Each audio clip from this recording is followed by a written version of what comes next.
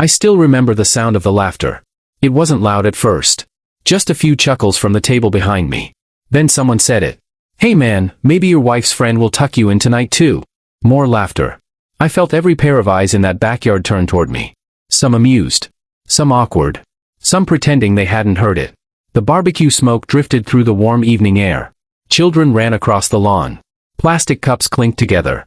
And my wife Emily stood near the grill. Laughing. Not loudly. But enough. Enough to make something inside my chest go very still. I forced a small smile. Because sometimes the worst humiliation is the kind everyone pretends is a joke. The party was at our neighbor's house.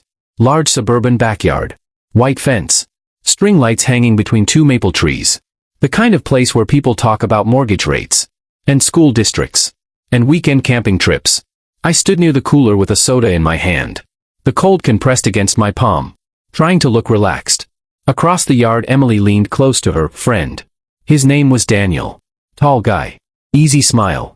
The type who shook everyone's hand twice. He'd started coming around about 6 months earlier. Emily said he was just a coworker. Someone from a project team. At first it seemed harmless. He'd drop by occasionally. Stay for dinner.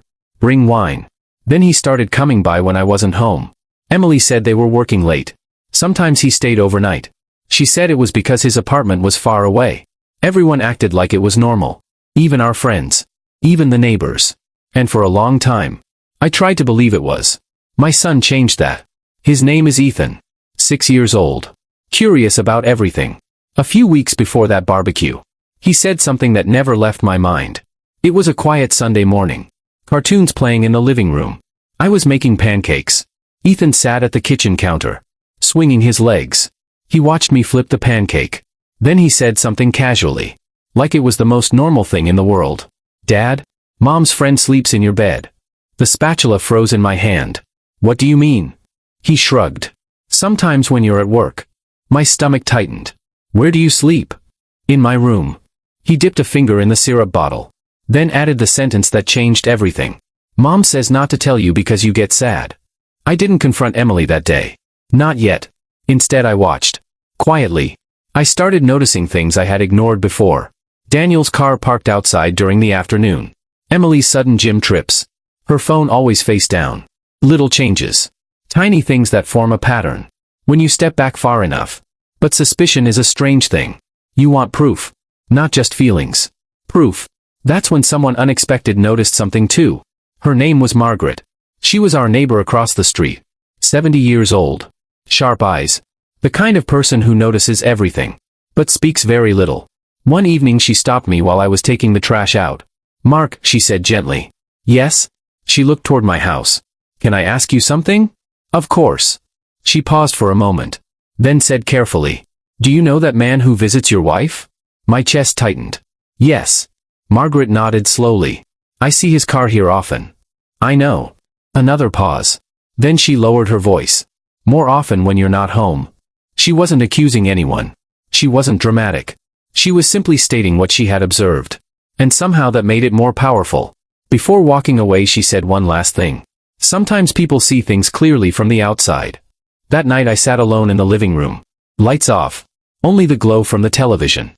Emily came home late. She smelled like perfume that wasn't hers. "Why are you sitting in the dark?" she asked. "Just thinking." She walked past me toward the bedroom. "Don't stay up too late." Simple words. But something inside them felt distant. Like we were already strangers. The next few weeks were quiet. Too quiet. I didn't accuse her. I didn't ask questions. Instead, I prepared.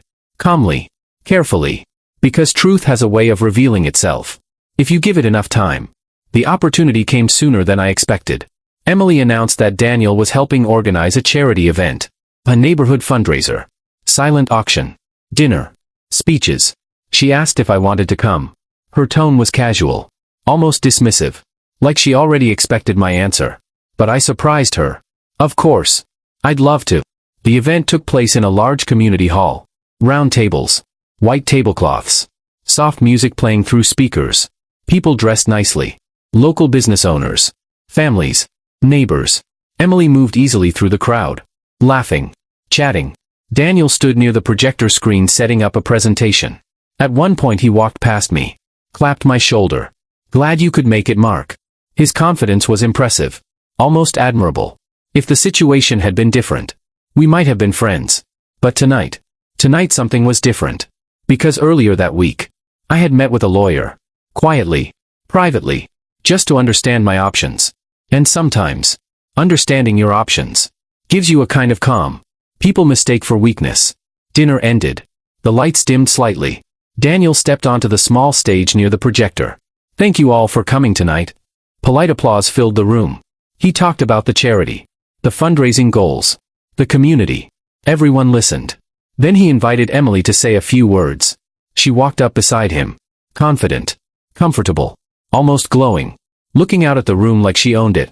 She thanked everyone, spoke about friendship, support, community, beautiful words, perfect words. And as she spoke, I felt something strange. Not anger, not sadness, just clarity. When she finished, the room applauded. Then she smiled toward Daniel. And something about that smile confirmed everything I already knew. After the applause faded, I stood up slowly. Excuse me. My voice wasn't loud, but it carried. People turned. Emily looked surprised. Mark? I walked toward the stage. Calm steps. No rush. Daniel looked confused. Everything okay? I nodded. Yes. Then I turned to the audience. May I say something for a moment? The room grew quiet. People assumed I was about to thank the organizers or make a donation announcement. Instead I said something simple. My son told me something a few weeks ago. Emily's smile faded. I continued calmly. He said, Mom's friend sleeps in your bed. The room went completely silent. No shouting. No accusations. Just truth. Floating in the air. Emily's face went pale. Daniel shifted uncomfortably. I kept my voice steady. I didn't want to believe it at first. A few people looked down at their tables. I thought maybe it was a misunderstanding. Then I looked at Emily. Directly. But children are honest in ways adults forget how to be. No one moved. No one spoke. The projector screen behind us glowed softly. And then I did something unexpected. I pulled a single envelope from my jacket. This, I said quietly, is a legal document. The word echoed through the room. Divorce papers. A few gasps. Emily stared at me, shocked. But before anyone assumes this is about revenge, this isn't about humiliation. This is about truth. I placed the envelope on the podium. My son deserves honesty. My home deserves respect. And I deserve peace. No anger. No raised voice. Just quiet certainty. I turned toward Emily. I hope you find whatever it is you're looking for. Then toward Daniel. And I hope it was worth it. I stepped away from the stage. The room remained silent. People shifted in their seats. No one laughed now. No one made jokes. The same neighbors who once chuckled at that barbecue now stared at the floor. Emily didn't say anything. Neither did Daniel. Sometimes silence tells the whole story.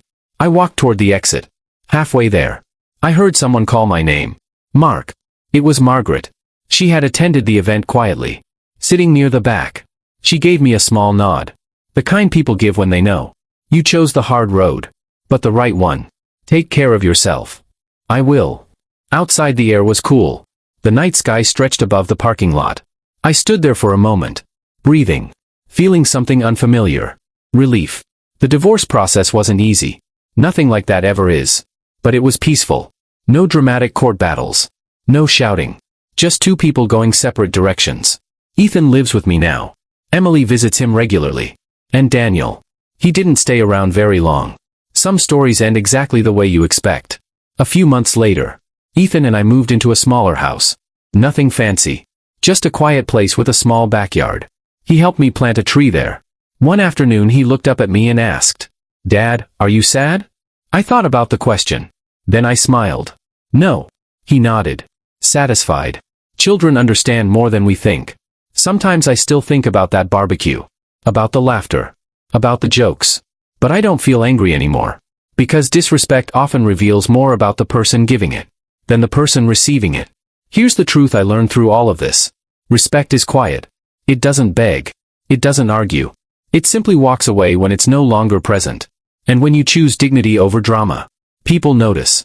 Maybe not immediately, but eventually. A few weeks ago, I ran into one of those neighbors from the barbecue. He looked uncomfortable. Hey man. I just wanted to say I'm sorry about that night. I smiled. It's okay. Because forgiveness is lighter than resentment. And I had already carried enough weight. Life is calmer now. Peaceful mornings. School drop-offs. Weekend pancakes with Ethan. Sometimes the simplest life is the richest one. If you ever find yourself in a situation where people underestimate you or disrespect you, remember something important. You don't need to shout. You don't need revenge. You just need patience. Because truth has a quiet way of revealing itself. And when it does, stand tall, stay calm, and walk forward with dignity. If this story resonated with you, let me know where you're watching from. And don't forget to subscribe for more stories like this.